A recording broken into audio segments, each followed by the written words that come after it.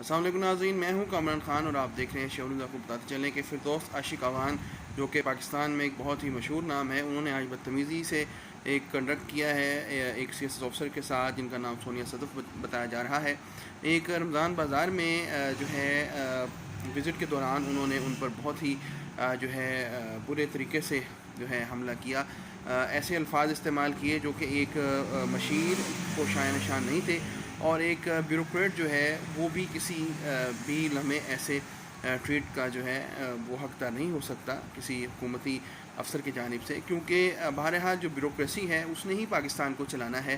ان secretary حضرات نے ہی پاکستان کو آگے لے کے جانا ہے، کیونکہ جو ایک سیٹ اپ ہے اس کو خراب نہیں کیا جا سکتا. اور اب جو تنقید ہو رہی ہے وہ یہی ہو رہی ہے کہ ڈاکٹر فردوس عاشق اعوان کی جو نااہلی ہے، ان کی حکومت کی نااہلی ہے، کیونکہ یہ کام ایم پی ایز نے کرنے ہوتے ہیں، چیئرمین ٹاسک فورسز نے کرنے ہوتے ہیں، اور اس کے بعد جب کام ہو جاتے ہیں ان کو عمل درآمد کروانے کے لیے جو ہے مشینری استعمال کی جاتی ہے. اسی چیز کا اظہار عثمان ڈار نے بھی کیا. اب دیکھتے ہیں کہ اتنے جاہل، ان پڑھ اور گنوار قسم کے جو ڈاکٹرز پاکستان میں مشیر بنے ہیں ان کو ہٹایا جاتا ہے کہ نہیں، اور بیوروکریسی کی عزت کو بحال کیا جاتا ہے یا نہیں. یہ اور بہت سی باتیں آئندہ چند دنوں میں ہمیں معلوم ہوں گی کہ کس طریقے سے یہ گورنمنٹ جو ہے یہ